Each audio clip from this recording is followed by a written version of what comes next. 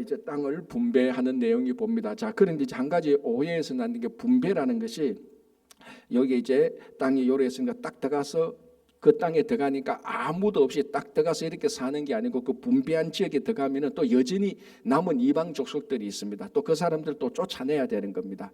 그러니까 전체적으로는 정복은 끝났지만은 그 땅에 들어가서 아직도 남은 이방 족속들을 쫓아내야 되는 겁니다. 이게 이제 분배, 사실은 분배지만 또 정복 또는 쫓아내는 이런 내용들이 같이 있다는 것을 아시기 바랍니다. 자, 14장 1절 이렇게 되어 있습니다. 이것은 이스라엘 자손이 가나안 땅에서 받은 기업. 자, 가나안 땅에서 받은 기업. 어제 우리가 봤던 여호수아 13장은 정확히 말하면 가나안 땅이 아니죠. 요단 동편이죠. 가나안 땅은 요단강 서쪽을 말하는 겁니다. 그죠? 이제 14장은 어제 봤던 13장은 요단강 동쪽의 땅을 두 지파 반에게 분배하는 걸 봤고, 이제 요단강 서쪽, 이제 이게 진짜 우리가 말하는 가나안 땅, 여기 이제 9지파 반을 분배하는 이제 그 내용들이 봅니다. 자, 그래서 14장 1절에 이것은 이스라엘 자손이 가나안 땅에서 받은 기업, 곧 제사장 엘르아살과 눈의 아들 여호수아와 이스라엘 지파의 족장들이 분배한 것이라. 자, 몇 명이 분배했죠? 다시 말하면 분배위원회가 지금 몇 명이죠? 14명이죠. 14명. 각 지파의 족장들 12명하고 또 누구 있죠? 엘르아살하고 여호수아. 그러니까 14명이 땅 이제 9지파 반의 분배위원으로서 활동을 하는 것입니다. 한 사람이 마음대로 이렇게 하는 것이 아니고 어떤 한 특정한 그룹이 자기 마음대로 막 휘두르고 이렇게 아니고 독재하는 게 아니고 여호수아 그리고 제사장 엘르아살 그리고 각 지파의 12명이 와서 이렇게 이제 공평하게, 공정하게, 투명하게, 공식적으로 이렇게 이제 땅을 분배하는 것들을 우리가 볼 수 있습니다. 그래서 14인 분배위원회가 이제 구성되죠. 자, 2절. 여호와께서 모세에게 명령하신 대로 그들의 기업을 제비 뽑아. 자, 이 땅을 제비 뽑아 하는 것은 여호수아 이전에 하나님께서 먼저 모세에게 명령해 놓은 것입니다. 그거를 계속해서 이어봤죠. 그러니까 하나님께서 모세에게 명령한 것을 수행하는 겁니다. 그러니까 결국적으로 궁극적으로 하나님의 명령을 수행하는 거죠. 자, 이 땅을 어떻게 하는가 하면은 땅을 이제 아홉 지파 반으로 나눠서 제비를 뽑게 되는 겁니다. 2절 여호와께서 모세에게 명령하신 대로 그들의 기업을 제비 뽑아 9지파와 반지파에게 주었으니. 자, 이제 어떤 일을 결정할 때에 구약 시대에 제비 뽑아서 결정한 들이 굉장히 많습니다. 이제 이게 자칫하면은 오늘날 우리 시점으로 보면은 이게 좀 경솔해 보이고 요행수를 바라는 그냥 세상만 하면 운에 맡기는 이런 일로 비추어질 수 있습니다. 그죠? 그러면 뭐 열심히 했던 사람들하고 안 했던 사람들하고 제비 뽑으면은 열심히 했던 사람이 일했던 사람이 제비를 잘못 뽑으면은 자기가 일한 대가로 일한 대가를 받지 못하고 하나도 일 안 한 사람이 제비를 잘 뽑아가지고 많은 것을 차지하게 되는. 그러니까 요행수를 바란다는 것은 일은 하나도 안 하고 제비만 내가 잘 뽑아야 된다. 이제 그런 요행수를 바라는 그런 경향들이 생길 수가 있습니다. 오늘날 우리가 말하는 제비 뽑기 이런 것들은요. 그러나 구약에서 여기서 제비 뽑기는 요행수를 바라는 그런 차원이 아니고 인간의 뜻을 다 내려놓고 그 제비를 뽑아서 하는 것이 하나님의 뜻으로 인정을 하게 되는 겁니다. 이제 믿음으로 이 제비를 뽑아서 여기 하나님의 뜻이 있다. 당연히 모여서 기도하고 자기들의 마음속에는 탐욕을 다 버리고 이 제비 뽑히는 것이 하나님의 뜻이라고 믿음으로 그것을 순종하는 것입니다. 그래서 제비를 뽑는 거죠. 이렇게 제비 뽑는 게 굉장히 구약 시대에 많이 나오는데 요나도 그 하나님의 명령을 어기고 뭡니까 니느웨로 가라는데 니느웨로 안 가고 반대 다시서로 가다가 그 배에 풍랑이 일어서 그때 사람들이 이게 누구 때문에 일어나는가 그 범인을 색출하는데 제비 뽑아서 색출하지 않습니까? 제비 뽑는데 요나가 딱 걸렸단 말이죠. 그처럼 이 제비 뽑아서 하는 것은 구약시대 하나님의 뜻이 나타났다는 것을 의미하는 것입니다. 그래서 이 땅을 분배하는데 하나님께서 명령하신 대로 제비 뽑아서 땅을 분배하는 것입니다. 그렇죠? 자, 그래서 기업을 제비 뽑아 이것은 믿음으로 하나님의 뜻에 순종해서 이런 의미하고 똑같습니다. 3절 이는 두 지파와 반 지파의 기업은 모두 모세가 요단 저쪽에서 주었으며 왜냐하면 제비 뽑아서 9지파 반만 하는 거죠. 두 지파 반은 요단 저쪽에서 이미 받았으니까 그죠. 자, 3절 다시 볼게요. 이는 두 지파와 반 지파의 기업은 모세가 요단 저쪽에서 주었으며 레위 자손에게는 그들 가운데서 기업을 주지 아니했다. 자, 이건 뭐 계속해서 반복해서 이제 설명할 필요도 없고요. 4절, 이는 요셉의 자손이 므낫세와 에브라임의 두 지파가 되었음이라. 이 땅에서 레위 사람에게는 아무 분깃도 주지 아니하고. 자, 우리가 보통 12지파라고 말할 때 보통 야곱의 12아들이라고 말합니다. 그죠? 근데 정확히 말하면은 야곱의 12아들이 아니고 우리가 12지파라고 말을 할 때 그 12지파의 그 기준이 뭔가 하면은 가나안 땅에 가서 땅을 기업으로 받은 12지파를 말하는 겁니다. 그게 기준입니다. 그래서 레위 지파는 땅을 안 받았죠. 그래서 12지파라고 말할 때 레위 지파는 뺍니다, 사실은. 그리고 이제 요셉 대신에 요셉의 두 아들 에브라임과 므낫세가 들어갑니다. 그래서 자, 야곱의 12아들 가운데 요셉이 빠지고 레위가 빠지잖아요. 대신 두 사람이 에브라임과 므낫세가 들어갑니다. 요걸 이제 우리가 보통 말할 때 12지파라고 얘기합니다. 땅을 분배 받았느냐 안 받았냐. 그런데 요셉은 요셉 지파라는 게 없습니다. 그죠? 요셉은 요셉 지파가 없고 대신 자기 두 아들 에브라임과 므낫세 지파가 있습니다. 그런데 요셉은 자기 이름으로 된 지파가 없어도 자기 아들이 아들 두 명이 한 지파씩 받았으니까 다른 지파보다 두 배로 받은 셈이 되는 겁니다. 그래서 우리가 12지파라고 말할 땐 땅을 받았느냐 안 받았느냐 그게 기준이 이제 되는 겁니다. 그래서 레위 지파는 거기서 빠지게 되는데, 자, 이제 여기서 우리가 한번 생각해 보십시오. 이제 땅을 이제 제비 뽑아서 분배를 하는데, 이 분배를 하고 난 다음에 앞으로 보겠지만 이 분배된 땅을 가지고 자기들끼리 찢고 뽑고 싸우는 내부 분열이 전혀 일어나지 않습니다. 그러나 우리가 인간적으로 볼 때 충분히 내부 분열이 생길 만한 요소들이 충분히 있죠. 뭐 때문에 그렇습니까? 자, 여러분 한번 생각해보세요. 여러분 이걸 그냥 읽지 말고 여러분들이 지금 이 가나안 땅에 있다고 여러분들이 한 지파라고 생각해 보십시오. 만약에 내가 시므온 지파다. 시므온 내가 만약에 갓 지파다. 그런데 왜 우리는 우리 지파 하나님을 주고 왜 요셉의 아들 두 아들에게는 에브라임과 므낫세에게 왜 두 지파로 해서 땅을 줘? 불공평하잖아요. 근데 레위 지파의 어떤 사람은 아니 왜 우리는 땅을 안 줘? 왜 우리는 기업을 안 줘? 우리가 하나님의 일을 할 때 우리 땅 줘도 하나님의 일을 할 수 있어요. 이렇게 말할 수 있잖아. 그렇잖아요. 하나님, 우리도 땅 주세요. 우리도 땅 받고도 하나님이 우리 온전히 할게요. 그렇게 말할 수도 있고, 다른 사람은 왜 요셉은 두 지파입니까? 아버지가 그렇게 축복했잖아. 야곱이 무성한 가지를 했다. 왜 아버지는 그럼 그렇게 축복합니까?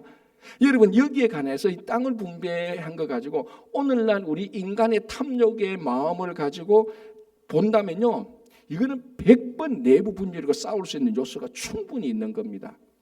다른 것도 아니고 뭡니까? 땅의 문제잖아요. 특별히 한국 사람이 제일 민감한 게 뭡니까? 한국 사람이 여러분 한국 사회 문화 알잖아요. 한국에서 건드려서 안 되는 게 3개 있다 그러잖아요. 군대 문제, 자녀 교육 문제, 또 하나 뭡니까? 부동산.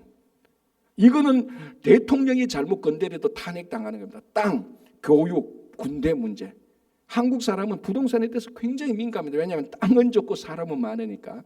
그러니까 그런 우리들의 마음으로 이걸 본다면은 이거는 충분히 내부 분열로 싸울 수 있는 요소가 굉장히 많은 겁니다. 왜 누구는 두 집 받고 누구는 안 받고 누구는 한 집 받고 또 제비 뽑아서 이렇게 했는데 우리는 산지고 저는 평지고 우리는 한중간에 저는 해안가고 충분히 내부 불만이나 갈등의 요소가 사실은 다 깔려 있는 겁니다.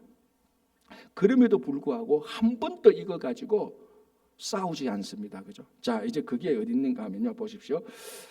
5절에 이렇게 되어 있습니다. 이스라엘 자손이 여호와께서 모세에게 명령하신 것과 같이 행하여 그 땅을 나누었더라. 이게 키포인트입니다. 뭡니까? 간단하게 말하면 제비포와 땅을 나누어서 자기들에게 주어진 것을 하나님의 명령으로 그대로 받아들이고 그 뜻에 순종했다는 겁니다. 자, 여러분 우리가 이 땅으로 살아갈 때 우리 성도들이 아무리 착하고요, 아무리 성숙하다 그래도 내가 손해보고 나는 괜찮지만 우리 자식들이 손해보고 우리 부모들이 손해보고 가족들이 손해보면은 속 다 상합니다. 그죠? 내 손해보는 거야 괜찮아. 나는 참을 수 있어라고 말할 수 있지만 자기 가족들이나 자기에게 굉장히 친한 사람이 손해볼 때는 속 상하는 겁니다. 그러니까 이 땅을 어떻게 분배해도 완벽하게 인간적인 말로 공정하게, 공평하게, 평등하게 나눌 수는 없습니다. 왜? 사람의 가치와 기대하는 게 다 다르니까. 그럼에도 불구하고 인간적으로 봐도 불공평하게 공정하게 나누어지지 않은데도 문제가 안 생깁니다. 딱 하나죠. 이게 하나님께서 우리에게 주신 것이라고 그 하나님의 뜻에 순종하니까 되는 겁니다. 그러니까 이 땅은 절대로 평등하지도 않고 공평하지도 않습니다. 그리고 여전히 이 땅은 악인들이 잘 살기도 하고 선인들이 고통을 당하기도 합니다. 한마디로 말하면 이 땅은 너무나 불공평하고 억울한 세상이 많죠. 그럼에도 불구하고 이 땅에서 감사하며 살아갈 수 있는 이유는 진짜 이 땅에서 모든 일이 공평하고 평등해서 감사하는 게 아니고 우리가 그 하나님의 말씀에 대해서 순종해서 그 말씀을 통해서 우리가 살아가기 때문에 우리에게 불평등이 와도 그것을 별로 어려움 없이 극복할 수 있다는 것입니다. 그러니까 세상이 공평해서 내가 기쁘다는 게 절대로 아닙니다. 세상은 죽을 때까지 절대로 공평하지 못합니다. 인간의 탐욕이 없어질 리가 없죠. 그럼에도 불구하고 감사하고 살아갈 수 있는 것은 우리는 영원히 절대적으로 순종해야 될 하나님의 말씀이 있기 때문에 그 말씀에 순종하니까 불공평해도 불공평한 억울함이 없는 겁니다. 그게 지금 이 땅을 분배하는 데 있어서 중요한 것이죠. 그래서 계속해서 우리가 정복에서부터 분배에서까지 강조했던 거 뭡니까? 하나님께서 말씀하신 대로, 하나님께서 모세에게 명령한 대로, 하나님께서 요수아가 하나님의 말씀대로 그게 계속해서 반복되는 거. 이게 키포인트죠, 사실은. 정복, 분배, 하나님의 나중에 또 하나님의 그 자녀대로 살아갈 수 있는 그 이 면면이 흐르는 것은 하나님의 말씀대로 살기 때문에 가능한 겁니다. 그렇죠? 자, 6절 보겠습니다. 그때에 유다 자손이 길갈에 있는 요수아에게 나오고 그니스 사람 여분네의 아들 갈렙이 요수아에게 말하되, 자, 오래간만에 갈렙이 나옵니다. 그죠? 이게 45년 전에 가나안 정탐할 때 요수아와 갈렙이 한 편이 되어서 하나님의 약속을 보고 비전을 보고 돌아와서 정말 하나님의 마음에 합당한 그 보고를 했고 또 그 전쟁에 있었던 갈렙인데 한동안 요수아에서 안 나타나다가 이제 땅을 분배받을 때 갈렙이 나오는 겁니다. 자, 갈렙은 요수아와 갈렙 두 사람은 1세대이면서 유일하게 가나안 땅에 들어온 사람입니다. 들어올 자격이 있는 거죠. 다른 사람들이 다 약속의 땅에 있어서 하나님의 약속과 비전을 보지 못했을 때 오직 요수아와 갈렙만 거기서 하나님의 약속을 보고 비전을 보고 온전히 그 신앙을 고백했던 사람 아닙니까? 그래서 갈렙이 나옵니다. 갈렙이 와서 먼저 개인적으로 땅을 분배받습니다. 자, 어떤 땅을 분배받는가 이게 참 중요한 겁니다. 한번 보겠습니다. 6절 중간에 아들 갈렙이 요수아에게 말하되 여호와께서 가데스 바네아에서 나와 당신에게 대하여 하나님의 사람 모세에게 이르신 일을 당신이 아시는 바라. 이게 이제 가나안 정탐 사건을 말하는 거죠. 자, 7절 내 나이 40세에 여호와의 종 모세가 가데스 바네사에서 나를 보내어 이 땅을 정탐하게 하였으므로 이게 45년 전 일을 회상하는 겁니다. 하였으므로 내가 성실한 마음으로 그에게 보고하였고, 자, 내가 성실한 마음으로 보고했다는 것은 갈렙이 그렇게 말한다고 해서 갈렙이 자기 자랑을 지금 하려는 목적이 아닙니다. 그죠? 내가 그 땅에 가서 그 땅을 성신실하게 하나님께 신실하게 그 땅을 보고 왔다. 그래서 하나님의 약속에 신실하게 성실하게 보고 내가 정탐을 했다. 그 보고를 했다라고 말합니다. 여기서 이제 갈렙의 신앙과 품성이 나타나는 겁니다. 신실한 마음. 신실했다, 성실했다는 것은 두 마음을 품은 자가 아닙니다. 그죠? 자, 여러분, 우리가 이런 사람 있잖아요. 목사님, 우리 저 청년은 참 신실해요. 저 아가씨는 참 신실해요. 이렇게 말할 때 우리가 전제적으로 생각하고 있는 건 뭡니까? 마음이 막 두 마음이 되어가지고 이 여자가 신실해요라고 말할 때 이 여자가 양다리 걸치는 여자를 두고 우리가 신실하다는 말 절대로 하지 않습니다. 그죠? 자기에게 좀 손해가 와도 자기가 좀 불편해도 어떤 한 대상에게 계속해서 계속해서 배반하지 않고 오락가리하지 않고 계속해서 일관된 자세를 유지하는 것, 그게 우리가 신실하다고 말을 합니다. 그러니까 갈렙은 하나님께 신실했습니다. 우리말로 하면 세상적으로 좀 불편해도 손해를 좀 봐도 사람들이 막 이런 소리 저런 소리 막 해도 거기에 현혹되지 않고 누가 뭐 이렇다 저 투덜대도 거기에 전혀 현혹되지 않고 오로지 하나님에게만 일관성 있게 계속해서 그 삶을 유지했다는 겁니다. 여러분, 이게 사실은 우리가 성령이 우리 안에 역사하실 때 맺는 성품의 열매입니다. 이게. 그래서 우리 한국 분들은 요즘은 이제 좀 그런 게 있는데, 옛날에는 이제 우리들이 기도할 때 하나님 내게 은사를 주시옵소서, 나도 좀 달란트를 주시고, 나도 방언의 은사를 주시고 예언의 은사를 주시고, 이런 기도를 참 많이 했단 말이죠. 그죠? 그래서 사실은 은사도 많이 받았습니다. 그런데 기도를 가만히 들어보면요, 하나님 내가 하나님에게 신실한 마음을 주셔서, 이렇게 기도하는 사람은 드물었어요. 사실은.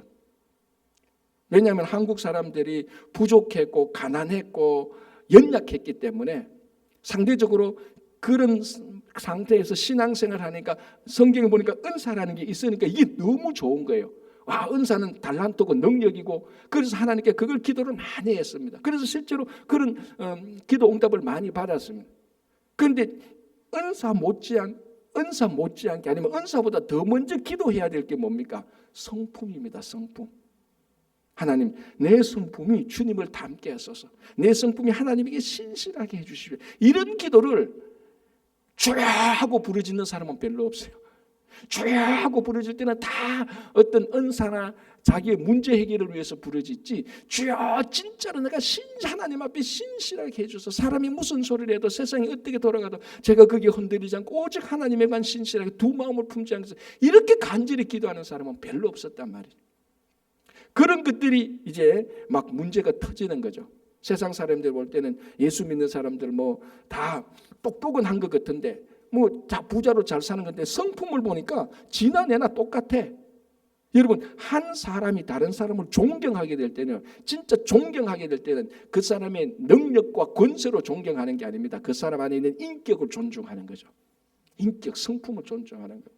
그래서 우리가 이 갈렙을 볼 때 참 이 성실한 마음, 하나님께 신실한 마음, 두 마음을 품지 않는 마음, 이런 것들을 우리가 기도를 해야 되는 겁니다. 그렇죠? 자, 같은 맥락인데 8절에 이렇게 되어 있습니다. 나와 함께 올라갔던 내 형제들은 백성의 간담을 높게 하였으나, 이게 뭡니까? 10명의 정탐꾼이 그 거인 족속들 보고 우리는 메뚜기 같다 했던 바로 그 말입니다. 나는 내 하나님 여호와께 충성하였으므로. 넓게 보면은 신실함과 같은 맥락인데, 충성은 뭡니까? 달라붙는 겁니다. 딱 달라붙습니다. 거기에 딱 고정시키는 겁니다. 나는 하나님께 내 모든 삶을 고정시켰다라는 거예요. 하나님께 고정시킨 하나님의 말씀과 약속과 비전을 통해서 가나안을 정탐할 수 있었던 겁니다. 충성은 신실함은 뭐냐면 어떤 방향을, 하나님에 대해서 두 마음을 품지 않고 하나님을 향한 방향이라고 우리가 말할 수 있다면, 충성은 그 방향 안에서 하나님에 딱 달라붙어 버리는 겁니다. 딱 달라붙어서 하나님께 떼어지지 않는, 세상의 어떤 유혹과 세상의 어떤 권력과 세상의 어떤 것들이 하나님께 달라붙어서 떼어낼라 해도 떨어지지 않는 것, 그게 충성입니다. 그래서 갈렙이 충성했다라고 말합니다. 이 말이 또 9절에 나오죠. 그날에 모세가 맹세하여 이르되 너가 내 하나님 여호와께 충성하였은즉, 하나님께 딱 달라붙었은즉, 자, 뭐라고 말합니까? 위대한 복을 주죠. 너 발로 밟는 땅은 영원히 너와 너 자손의 기업이 되리라. 우리말로 하면 뭘 주죠? 백지수표 주는 겁니다. 땅에 대한, 부동산에 대한 백지수표를 주는 겁니다. 얼마나 위대한 복입니까? 자, 그는 이제 가나안에 들어갔습니다. 갈렙이 제일 먼저, 이건 개인에게 주는 겁니다. 갈렙 개인에게 주는 거예요. 개인 영토에 주는 거예요. 영토에 주는데, 체크를 주는데, 부동산에 주는데, 너가 원하는, 너가 가는 만큼 다 가서 이 땅을 다 주겠다고 말합니다. 자, 그러면 이제 우리 같으면 어떻게 하겠습니까?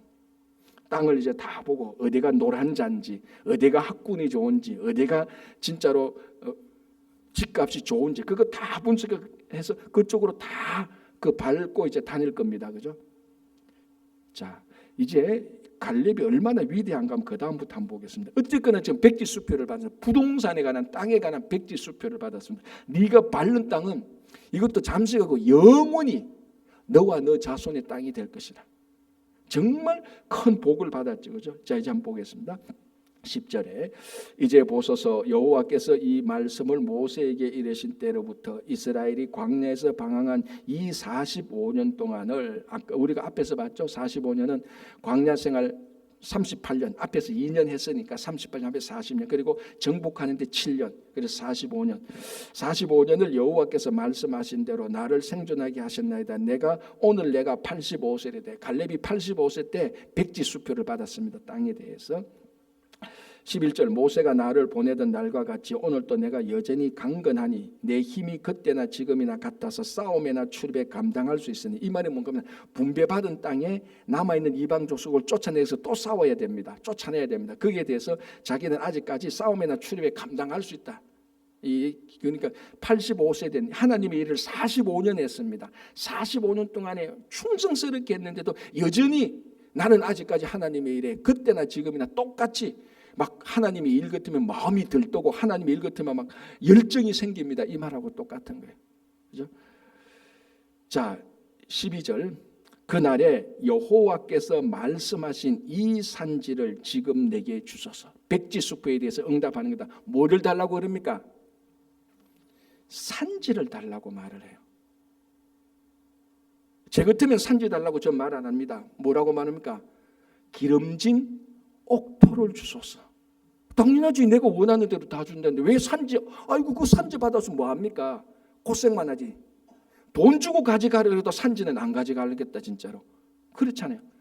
갈렙이 위대한 게 여기 있습니다. 너가 밟는 땅을 다 주겠다 말인데 자기가 가장 먼저 선택합니다. 어느 땅을 할까? 우리 같으면 만면의 희소를 짓고 막 기름진 땅을 다 내 이름으로 등기 다 할 거예요.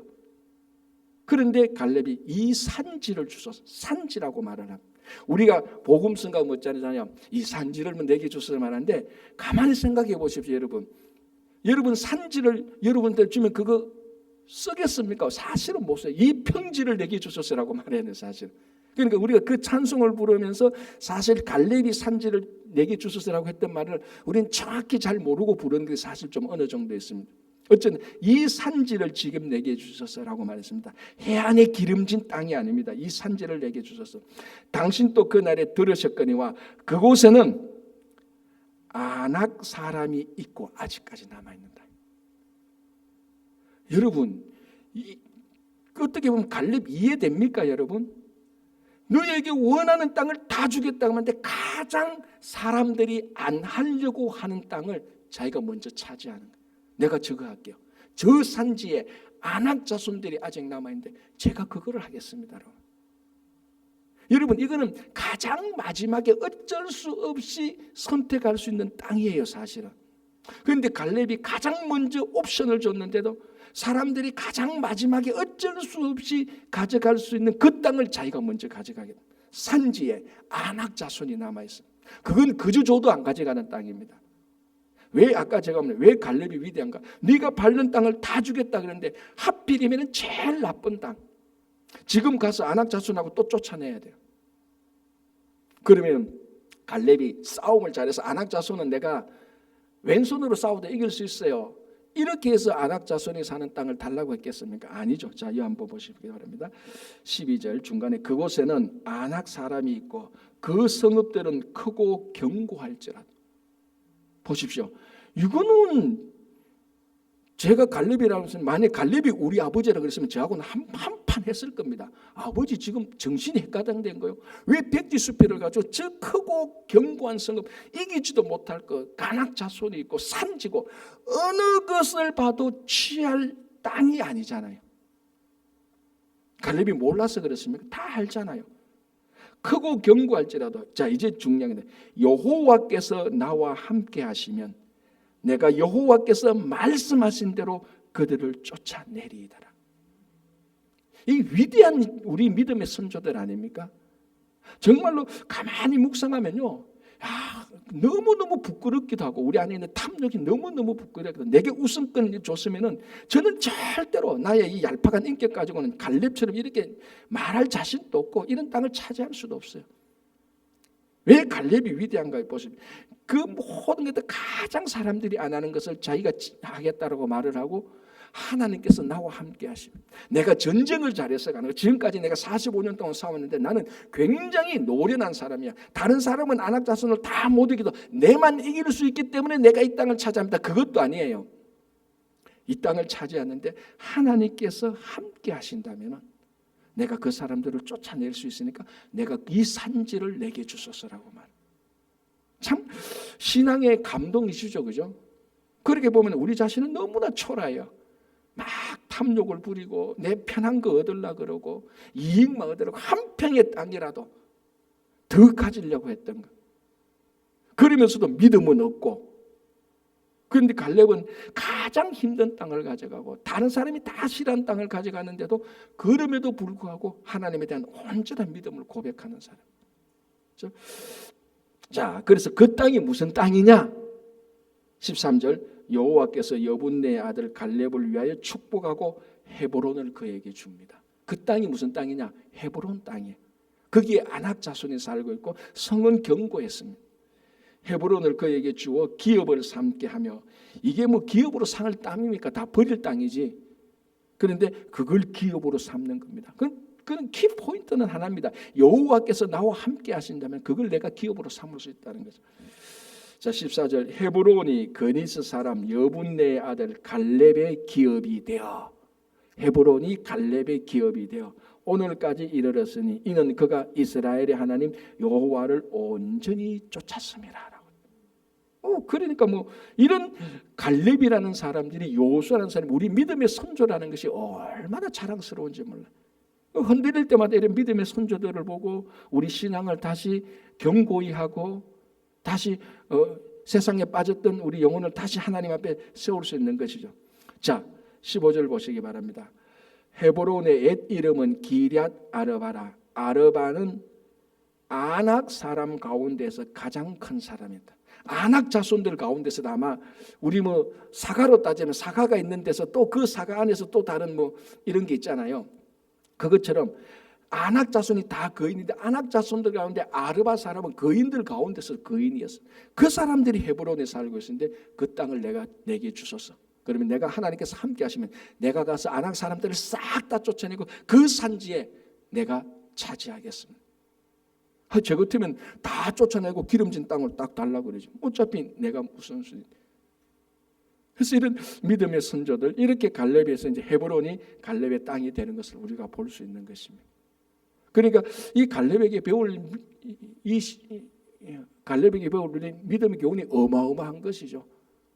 험지를 먼저 선택하고 여전히 85세 나이에도 여전히 하나님께서 하신 일에 대해서 흥분이 되고 일을 할 수 있다고 말하고 앞서서 나가서 하고 편한 거 선택하지 않고 이익되는 거 선택하지 않고 오직 믿음으로 나가는 이 갈렙은 참 오늘날 우리들에게도 여전히 참 신앙의 큰 도전이 되는 겁니다. 자, 15장 보겠습니다. 이제 15장부터는 개인이 아니고 지파가 땅을 차지하는 건데요. 15장 1절에서 12절은 유다 지파가 차지한 땅입니다. 유다 지파가. 그래서 동서남북에 어디서 어디까지라는데 우리가 이 지역을 이제 그 지명이 쭉 나오잖아요. 지금까지 밝혀지지 않는 지명도 있고 아직까지 모르는 지명도 있고 읽으면은 굉장히 따분합니다. 그죠? 뭐 남양안 해만에서부터 아그림바 발음도 안 돼요. 뭐 헤스 아달 뭐 아스본인지 아스몬인지 보이질 않아요. 여기서 보면 굉장히 따분하죠. 그죠? 이게 여러분, 그런데 이 땅이 여러분의 땅이라면 이게 지겹겠습니까? 아니죠. 이게 내 땅이라면 하나도 지겹지 않습니다. 내 땅 아니니까 지겹죠. 이게 어릴 때 제가 아직도 기억나는 게 그 구슬치기에서 구슬을 많이 따고 왔어요. 어머니가 옆에 있고 하는데 저는 그 구슬 보면 뭐 안에 무늬가 이쁘잖아요. 구슬 많이 닦아서 구슬 많이 땄다고 해서 뭐 구슬도 보고 엄마한테 자랑하는데 우리 어머니는 관심 없어요. 왜? 우리 엄마 거 아니거든.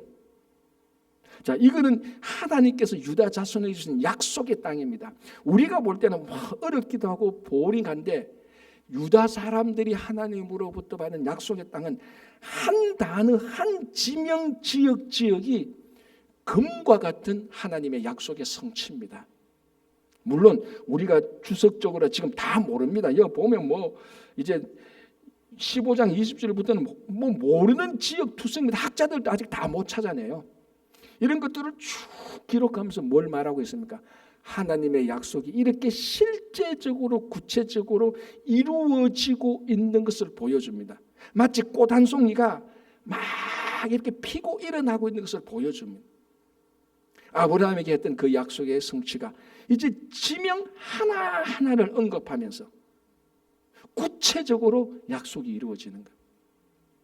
그러니까 약속은 황당한 게 아닙니다. 실제적으로 우리 삶 속에 구체적으로 이루어지는 거예요.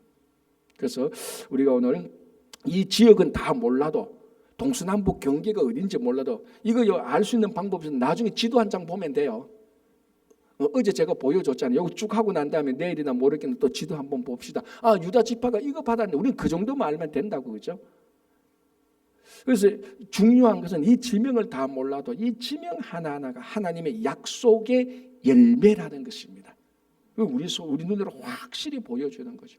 그래서 여러분, 하나님께서 우리와 여러분 가정과 개인과 가정과 교회와 일터에 준 약속을 끝까지 기도하고 붙들고 나가시기 바랍니다. 반드시 약속은 이루어집니다. 그래서 흔들릴 때마다 그 약속과 비전을 생각하면서 살아가는 하루 되시기 바랍니다. 기도하겠습니다. 하나님 아버지 감사합니다. 오늘도 이 아침에 날씨가 쌀쌀하지만 길이 불편하지만 또 주님께 기도하기 위하여서 말씀을 듣기 위해서 찬양하기 위해서 이 아침에 나왔습니다. 오늘 우리 믿음의 선조 갈렙이 아버지 하나님 이 산지를 내게 주소서라는 그 믿음, 평안하고 좋은 땅이 아니라 힘들고 어려운 땅을 차지하면서 오직 믿음으로 나가는 귀한 믿음의 선조의 신앙의 유산을 저희들에게도 허락하여 주시옵소서. 주님, 이제 돌아오는 주날 추수감사주일이며 친구 초청잔치를 함께하게 됩니다. 감사가 넘치는 주일이 되게 하시고 또 우리 주변에 많은 사람을 초청해서 한 영혼이라도 구원하고 교회를 떠난 사람 다시 예수 그리스도에게 접붙임할 수 있는 귀한 주일 되게 하여 주시옵소서. 다음 아버지 내년 2026년 첫 주일부터 말씀 나눌 반을 시작합니다. 먼저 기도로 잘 준비할 수 있도록 도와주시고 리더들 말씀 나눈 리더들도 잘 준비하고 온 성도들이 함께 참여할 수 있는 열린 마음을 또 허락하여 주시옵소서. 우리 자녀들 또 가정 일터 또 교회에 하는 일들 위에 주님께서 큰 복을 주시고 모든 일이 하나님의 뜻 안에서 잘 진행되게 하여 주시고 특별히 아버지 몸이 연약하신 분들이 있습니다. 수술을 기다리고 있고 수술 이후에 또 회복 중인 분들도 있습니다. 주님께서 오늘도 함께 하셔서 한 분 한 분 찾아가셔서 다 주님께서 터치해 주셔서 온전히 강건하게 붙들어 주시옵소서. 감사하며 예수님 이름으로 기도합니다. 아멘. 자, 이렇게 기도하시고